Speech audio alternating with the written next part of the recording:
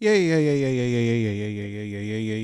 Yo, welcome back to another edition of the Men Who Cry podcast. Like, subscribe, review, tell a friend, to tell a friend, to tell a friend, to tell a friend. If you're not blue to these things, I have to assume that you have not listened to that new Wale album. Go check that thing out. On today's podcast, we will be talking about some NFL matchups for the week, what we got going on for you guys in the NFL for you. Sorry, we're going to be talking about different games. A team that I feels like is a winning record that no one seems to be talking about. But for all that, we got to touch on what's happening in college football this weekend. This is another big, maybe not as big as last week, week in college football. But before we even get into all the matchups, we got to talk about what might be transpiring for the team in Mississippi. Yes, Ole Miss current head coach Lane Kiffin is being recruited by several teams with openings, namely the Louisiana State University, LSU, and Florida. Now, Lane Kiffin was non-committal on an answer that he gave earlier this week when he talked about his job security, about potentially going to either two other SEC schools. And reportedly, Ole Miss is making Lane Kiffin decide. Yes, the report is that Lane Kiffin is going to have to decide by the Egg Bowl, which is in 2 weeks, whether or not he is going to stay at Ole Miss or whether or not he is going to flee to one of these other SEC schools. The reason why it makes sense is because Ole Miss doesn't want to be left holding the bag. What do I mean by that? A lot of times what happens is that as soon as the regular season is over with, the coaches are essentially gone out to try and get there. Most of the coaches do not coach any of the bowl games that are leaving. The infamous time when Riley from Oklahoma left to go ahead and coach USC, that was Lincoln Riley, that was not taken very well. That happened right before their bowl game. And it's going to be curious to see whether or not Lane Kiffin will, the first time ever, there'll be a coach who has a team that, if they just went out, will guaranteed be in the playoff for the first time ever in school history, leave and not coach his team in that specific bowl game. We're not exactly sure what's actually going to happen with that. The reports is that Lane has met with the governor, aka the fan of Louisiana, who's looking to put this coaching search together to find a coach. Lane has denied those reports, but all signs point to that Lane is going to leave, which has put Ole Miss in a very precarious situation. They need Lane in order to do things in the playoffs. Now, are they going to win the national championship? Who knows? However, it is a football game, and one game can decide the difference in everything. You don't necessarily have to be better than the team overall. You just have to be better than the team on that particular day. And Lane has all the leverage in the world, because essentially what he can do is say, okay, if I don't want to sign this extension, or if I don't want to commit to you guys full time, he can just tell them to fire him, which they have every right to do so. Now, are they going to fire him right before they once again have a chance to advance in the playoffs? No. So Ole Miss is kind of stuck between a rock and a hard place of, they kind of just got to let this guy do whatever he wants to do. It's going to be something that he's going to have them by the sack, unfortunately, in this scenario. And it's overall going to be interesting to see how teams manage this going forward with guys in the playoffs, right? There's really been no way to stop coaches from leaving, right? We've had large buyouts, guys still go ahead and leave. We've had guys sign new extensions, doesn't matter, they'll go to another school and leave, and nothing has really prevented this. But we might see for the first time ever a guy leave a playoff team to go to another team in the same conference.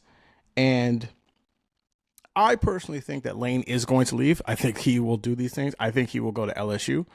And I think that he is going to leave Ole Miss holding the bag. And there's nothing, unfortunately, that Ole Miss can do about it. The question just comes down to, is it good enough? Is Ole Miss going to be satisfied with the fact that this is the best season that they're going to have, maybe in the history of their franchise or history of their school, And it just be something that is almost a stepping stone in that way, and that Lane is going to leave and go to LSU. And also for Lane Kiffin, speaking of, because once again, I do believe he is going to leave. I do not necessarily think that this is exactly going to be a better move for him. Yes, LSU has a tradition. LSU is just, frankly, a more popular and a better program than Ole Miss has been in the history of these two schools. But college football has changed so much where we're seeing teams like Indiana now be in the playoffs. Oregon was bad for a long period of time, and then Phil Knight got the money in, and now Oregon is one of the best schools in the country to go to as far as their athletics. It doesn't necessarily mean that him going to LSU is going to mean anything, because you looked at someone like Brian Kelly, who left Notre Dame, one of, if not the premier job of college football, to go to LSU, and he got fired in, before his contract even went out. So for Lane to do this, I think he will do this. I think he is going to leave Ole Miss high and dry. But I do not necessarily think that this is going to be a move that's going to actually benefit him overall in terms of winning, because all the great college football coaches, all of them, even the ones that have moved around a decent amount or have coached at multiple schools, had a home. Nick Saban has a home. Les Miles has a home. Bobby Petrino has a home. Great coach. I don't know. It's like Urban Meyer, maybe he's probably the one guy that you would say doesn't have a home. I don't know if Ohio State is his home or Florida is his home, but he has a place that he can call his. And Lane just doesn't have that. He's bounced around from Tennessee to USC to FIU, and he dragged himself all the way back to get into the SEC and Ole Miss. And now he wants to leave again. So to Lane, be careful what you wish for and seeing how it goes on there, but it is just a move that is going to be interesting to see if he's actually going to lead these guys dirty. Moving on. Speaking of dirty, nothing really actually to talk about with dirty. No, we're just talking about the NFL. Just got 3 quick games we want to touch about on the slate. I think these are probably the three most watched games, and some of them are going to be a little bit surprising why they're going to be watched. We're going to start with the obvious one. Chiefs Colts. This game is in Kansas City. This is pretty simple. This is essentially an elimination game for the Chiefs. They cannot fall to 5-6. If they do, and the Jags win, now I'm recording this late Thursday night, so I already saw that the Texans did beat the Bills, which is good for Kansas City, especially if Kansas City wins the game. Right now that they are 2 games back of the Bills, because they did lose to the Bills, and the Bills are 7-4. But they're going to need teams like the Bills and the Jags and the Chargers to start to come back down to earth a little bit for them to have any chance to be able to get into the postseason at this point. But the Colts are the best team, or tied for being the best team in the conference. Right now they're 8-2. They have shocked everyone. Jonathan Taylor has put together a real MVP case. And this is a team that, while no one talked about them again this season, I sure didn't, they have now put themselves in a position to believe that they think that they can get to, if not win, the Super Bowl. And the idea that the Chiefs are in virtually a must-win game for one of the very few times in Mahomes' career is going to be interesting to see how much they can sustain that. I personally am now at the opinion that the Chiefs are going to miss the playoffs. And the reason why I think they are going to miss the playoffs is because, one, I think the path to get into the playoffs for them is going to be very difficult. They need multiple teams to come back to earth, and they also need to play outstanding. And the fact that they lost that game in Denver, to me, is chilling, because they had a game where they had multiple days to extra time to prepare for a team that Mahomes has owned. Before last Sunday, Mahomes had beaten the Broncos 13 out of 14 times. And he wasn't very good, per se, personally, Mahomes. And it has been kind of an up and down season overall for him and the team. And I think that teams like this while they might not seem it like that, they're not ever bad. But I wonder if they have hit the wall. And when I hit the wall by I mean this team has played a lot of football games. You're talking about Mahomes since he's been a starter, right? The team has played a minimum of 18 games a year. A minimum. They've never lost in the first round. They've always made the postseason since he's been there. And they've made the Super Bowl 5 times, winning 3, losing 2, right? That's 20 games a year, And then they added, obviously, the extra game deep into, or a little bit into Mahomes' career anyway. And I just think, this is football. You're essentially getting into mini car crashes. And I just wonder if this team has kind of hit their overall limit. And while it might not show it, there's a lot of players that are still making impact plays on this team. They, I think, have to go through a little bit of a mini rebuild and kind of go through all right, what's really happening? Do we have the right guys on this team? And do we have to kind of, retool what we have so far? Because as great as Mahomes is, as great as his team is, they are not winning the Super Bowl every year. They're not winning the conference every year. And I think that this is going to be the time where the rest of the conference has caught up to them. And while I still think they are scary and the idea of them getting into the playoffs would be terrifying, I just don't know if you can put pedal to the metal for the last 7 weeks of the season and need the other teams around you to essentially fall apart, because their schedule is not easy. This is not the same as the Ravens, which I think a lot of people are looking at as a team kind of on the rise and able to kind of come back because they still have the division in play, right? Their division is still kind of wonky, but if I look at this schedule right here for the rest of them, they have the Cowboys, which that's an either way game, especially because it's in Dallas. Then you have the Texans, who have a really good defense. The Chargers, who beat them already. Titans are bad. Broncos again, and then Raiders, and then finish up with the Raiders. So there's not a lot of cupcakes on that schedule. It's maybe the Titans. It's probably the Titans, and then the Raiders to end the year, and the Raiders in a divisional game that thing could still go either way. So I'm very concerned about the Chiefs' ability to actually get into the postseason this year, and we'll see if they'll be able to kind of do that. But I have my doubts on them actually be able to make the postseason for this time around.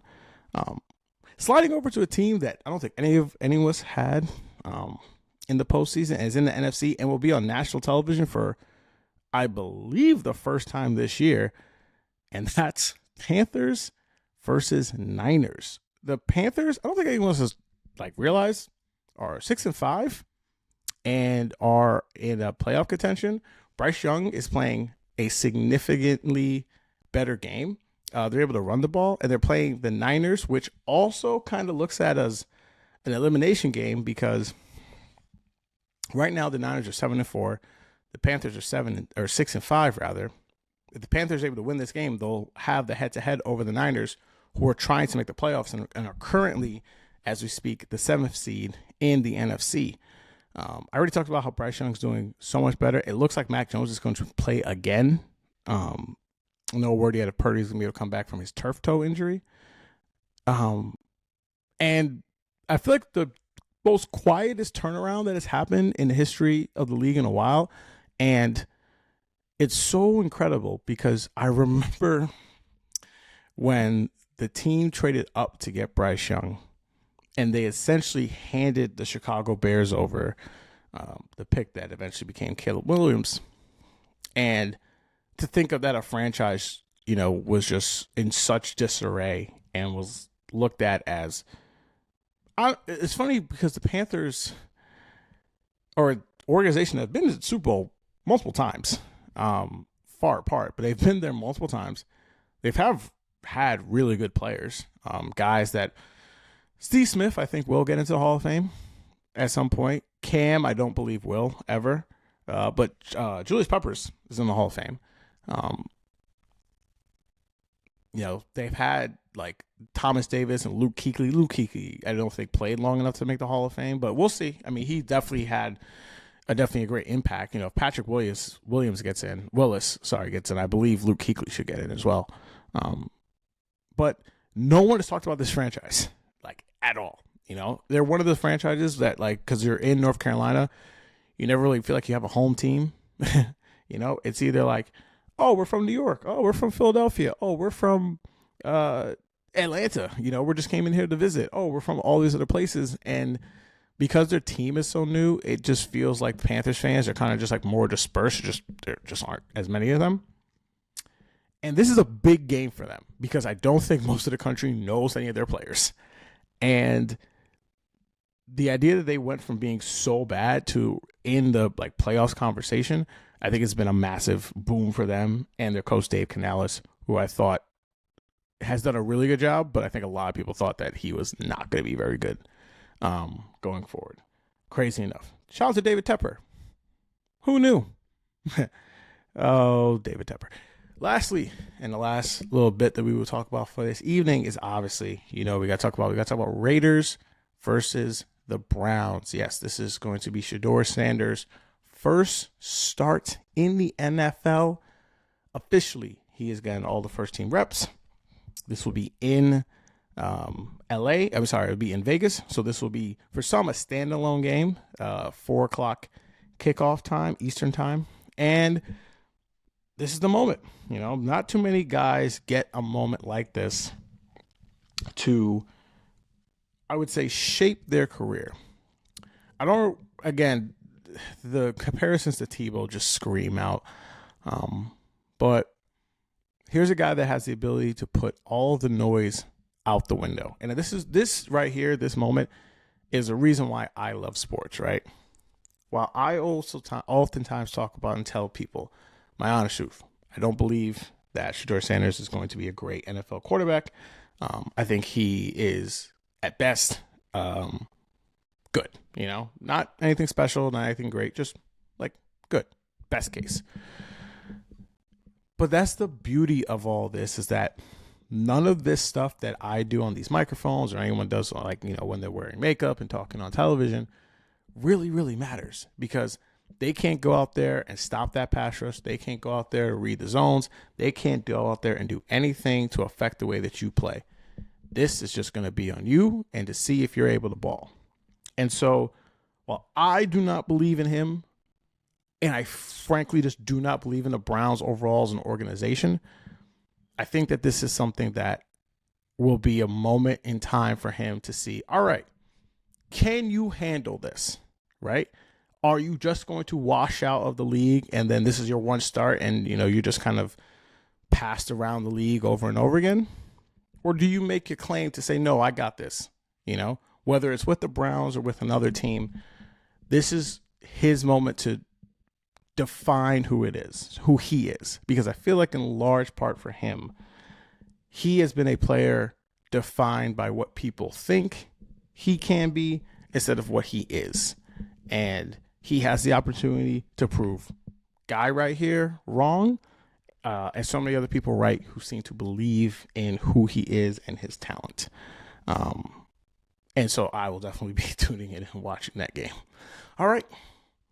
Quick episode for you guys. Thank you guys again for listening to the Men Who Cry podcast. Like I said before, like, subscribe, review, tell a friend, tell a friend, tell a friend.